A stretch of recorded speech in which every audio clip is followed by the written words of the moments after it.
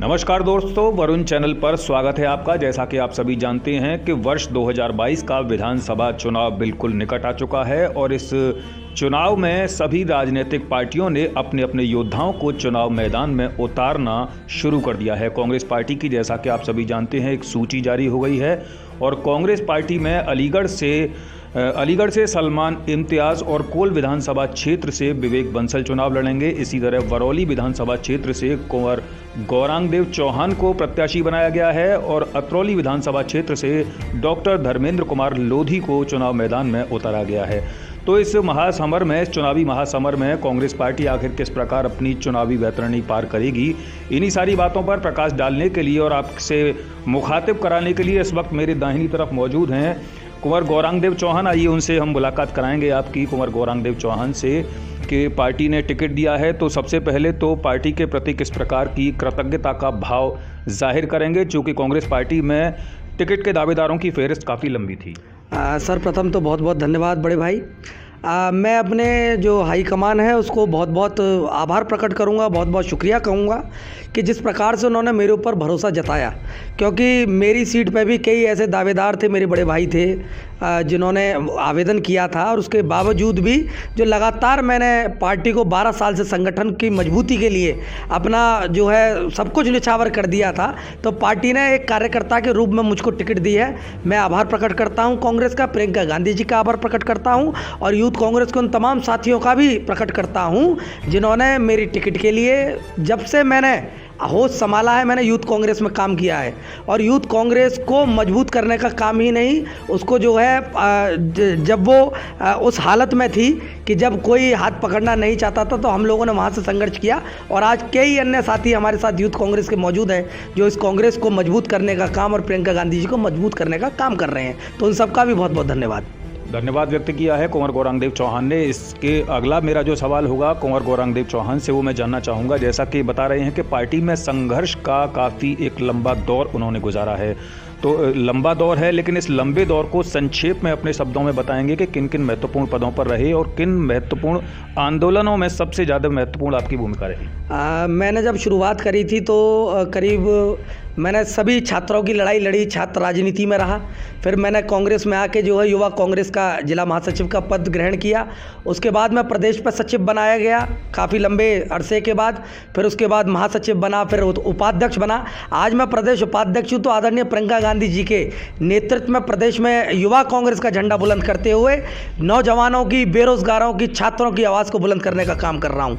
वहीं पार्टी ने मुझ जैसे कार्यकर्ता को जो लगातार क्षेत्र की आवाज़ को, किसानों की आवाज़ को, जो है हमारी माताओं बहनाओं की आवाज़ को बुलंद करने का काम किया। तो पार्टी ने भी मेरी आवाज़ को बुलंद करने के लिए कसम खाई और उन्होंने मुझे टिकट देकर जो सेवा करने का जो है मुझे एक प्लेटफॉर्म दिया है, मैं उनको धन्यवाद इसलिए दूंगा क्योंकि जो काम मैं बिना उस पद पर रह के कर सकता हूं, मैं जानता हूं यदि मैं उस पद पर पहुंच जाऊंगा तो उससे कई गुना ज़्यादा काम कर सकता हूं। हमने लगातार लॉकडाउन में, कोरोना के काल में हमने जो है मदद करी। आपके चैनल ने भी बहुत बखूबी बढ़ चढ़ के वो दिखाया कि लगातार 45 दिन मैंने राजीव की रसोई चलाई। बहुत से परिवारों को, 3000 से ज़्यादा परिवारों को कच्चा राशन दिया।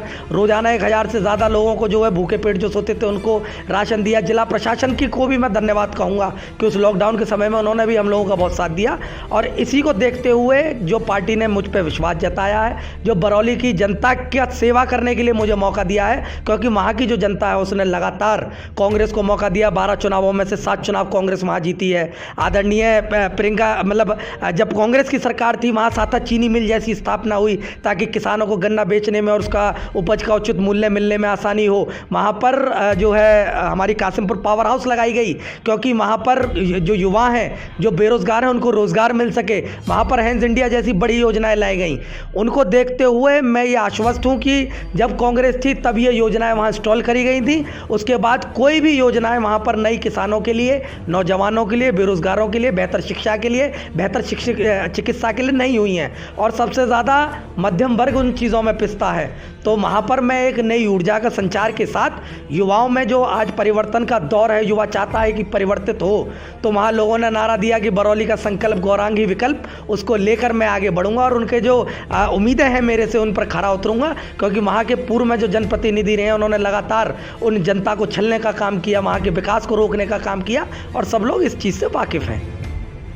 यहाँ पर अपनी जो पुरानी जन कल्याणकारी योजनाएं उस क्षेत्र में कांग्रेस पार्टी द्वारा दी गई हैं उनका भी बखूबी जिक्र किया है कुंवर गौरांग देव चौहान ने, और साथ ही ये बता दिया है कि कार्यकर्ता और पार्टी एक दूसरे के पूरक होते हैं। तो शायद पार्टी ने इस बार कुंवर गौरांग देव चौहान को चुनाव मैदान में लड़ने का मौका दिया है, तो नेताजी एक बार फिर अपने वायदे और दावे के साथ जनता की अदालत में जाएंगे और निश्चित ही जनता का विश्वास हासिल करने में कामयाबी हासिल कर पाएंगे, ऐसा उनका विश्वास है। तो मेरा एक अगला सवाल होगा कुंवर गौरांग देव चौहान जी से कि जैसा कि पिछले समय में कांग्रेस द्वारा कई सारी जन कल्याणकारी योजनाएं क्षेत्र को दी गई, लेकिन वर्तमान में बरौली विधानसभा क्षेत्र की सबसे बड़ी और महत्वपूर्ण बुनियादी ज़रूरत क्या है और उसे पूरा कराने के लिए आपकी तरफ से किस तरह के प्रयास किए जाएंगे? जिस प्रकार से मैंने ये देखा कि वहाँ पर जो कांग्रेस द्वारा लगाई हुई, चाहे रोज़गार के लिए कासिमपुर पावर हाउस हो, चाहे छेरत पे हैंज इंडिया हो, चाहे वहाँ पर हमारे किसानों के लिए साथा चीनी मिल हो, वो लगातार साथा चीनी मिल आज की डेट में सबको मालूम है कि वो ठप हो चुकी है। किसानों की सबसे बड़ी परेशानी है वो साथा चीनी मिल।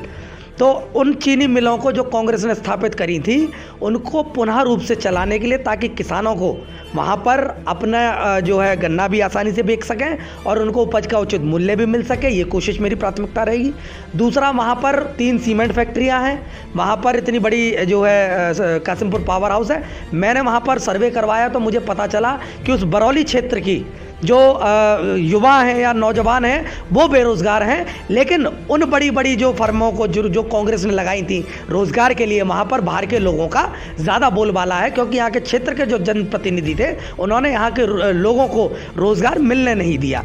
ये मेरी पहली प्राथमिकता होगी कि उन बड़ी बड़ी योजनाओं में हमारे जो नौजवान हैं, जो बेरोज़गार हैं, जो पढ़ रहे हैं, उनको नौकरी मिले। 80% तक उनका वहाँ आरक्षण हो कि 80% हमारे क्षेत्र के, बरौली क्षेत्र के नौजवान वहाँ नौकरी करें, बाकी 20% और लोगों को भी मौका मिले जो बाहर से आए हैं जीवन पोषण करने के लिए, लालन पोषण करने के लिए। मेरी सबसे पहली प्राथमिकता वहाँ विकास है। दूसरी, वहाँ पर चिकित्सा के लिए कोई भी अच्छा अस्पताल नहीं है।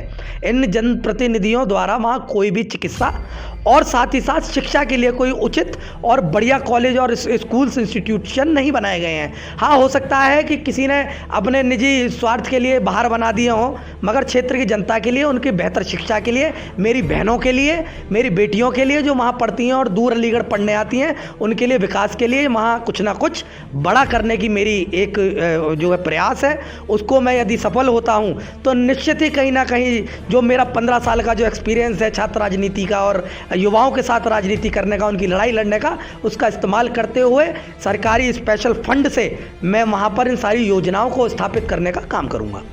बहुत बहुत धन्यवाद। यहाँ पर कई सारी चीज़ें कुंवर गौरांग देव चौहान ने स्पष्ट की हैं कि अगर जनता उनको मौका देती है तो क्षेत्र की बुनियादी ज़रूरतों को पूरा करने का प्रयास करेंगे, चाहे वो विकास की बात हो, चाहे वो चिकित्सा की बात हो, चाहे वो युवाओं के रोज़गार की बात हो, क्योंकि कहते हैं कि युवा जो होते हैं वो हमारे राष्ट्र की रीढ़ होते हैं, आने वाले सुनहरे भविष्य के निर्माता होते हैं। तो इस युवक के ऊपर कांग्रेस पार्टी ने जो दाव खेला है तो निश्चित ही कहीं ये एक बेहतर योद्धा साबित हो सकते हैं, ऐसा लोगों का मानना है और पार्टी हाईकमान का मानना है। तो चलते चलते एक और मेरा महत्वपूर्ण सवाल होगा, उसके बाद में ज़्यादा वक्त कुंवर गौरांग देव चौहान का नहीं लूँगा, क्योंकि विधानसभा क्षेत्र में आपके भी कई सारे कार्यक्रम लगे हुए हैं।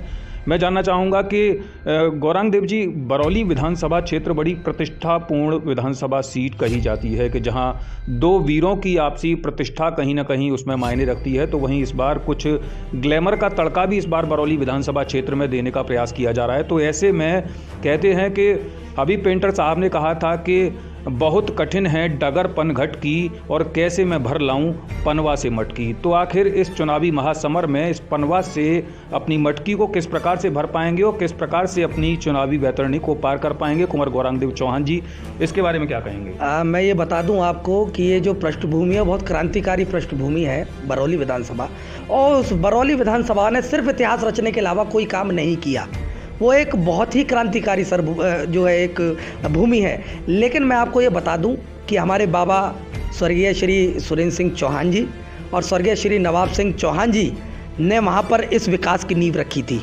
और अब जैसे आपने बात करी कि महावीरों का बहुत बड़ा बोलबाला है, मैं आपको बता दूं कि जहाँ कोई नौजवान कदम रख देता है तो परिवर्तन अपने आप हो जाता है। और उन वीरों का अंत होने जा रहा है जिन्होंने इस बरौली विधानसभा को अपनी जागीर समझ रखा था। अब शायद हो सकता है मेरे ज़रिए वहाँ पर परिवर्तन की बयार चले और उन वीरों से निजात मिले जिन्होंने इस बरौली की जो विकास की वो थी रफ्तार, उसको अपनी जकड़ों में रखा, या फिर वहाँ के नौजवानों को जो आगे बढ़ सकते थे, बेहतर शिक्षा पा सकते थे, बेहतर रोजगार पा सकते थे, उनको आपसी झगड़ों में फंसाकर उनको रोकने का काम किया। अब ये चीज़ नहीं चलेंगी। वो क्षेत्र की जनता बहुत ही समझदार है और परिवर्तन की वहाँ पर एक अलग सी लहर मुझे दिखी, क्योंकि मैंने जितना भी वहाँ पर काम किया, वहाँ के लोग बहुत ही समझदार हैं। पुनः वो डिसीजन अपना लेंगे और उस विधानसभा को वीरों के चंगल से छुड़ाएंगे और किसी नौजवान के हाथ में उसकी डोर देंगे। क्योंकि यदि कोई नौजवान उसका नेतृत्व करेगा और जिसमें अनुभव भी होगा, क्योंकि मेरे बाबा स्वतंत्रता सेनानी थे, मेरा गांव नगौला पड़ता है, कासिमपुर नगौला। मेरी माताजी जो है प्रिंसिपल थी, रिटायर्ड हैं, उन्होंने बहुत से बच्चों को बनाया, तो मुझे भी वो उन्होंने जो है संस्कार दिए हैं कि लोगों का कैसे सम्मान करना है, बड़े बुजुर्गों का कैसे आदर करना है। तो उसी प्रकार से एक दूसरे की नौजवानों के साथ, बड़ों के आशीर्वाद के साथ, बहनाओं के साथ हम लोग उस विधानसभा में परिवर्तन निश्चित ही 100% करेंगे।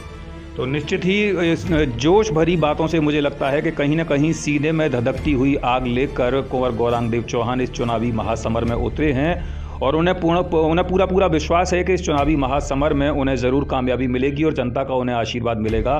तो उनके जिस तरह के मनोभाव हैं, बातचीत के लिए बहुत बहुत शुक्रिया। उनके जो मनोभाव हैं, उन मनोभावों को देखकर मैं इतना ज़रूर कहना चाहूँगा कि हो गई है पीर पर्वत सी पिघलनी चाहिए, उस हिमालय से कोई गंगा निकलनी चाहिए। सिर्फ हंगामा खड़ा करना मेरा मकसद नहीं, तेरे सीने में ना सही मेरे सीने में सही, हो आग पर ये आग जलनी चाहिए। बातचीत के लिए बहुत बहुत शुक्रिया। मैं प्रदीप पंडित, वरुण चैनल से, अलीगढ़।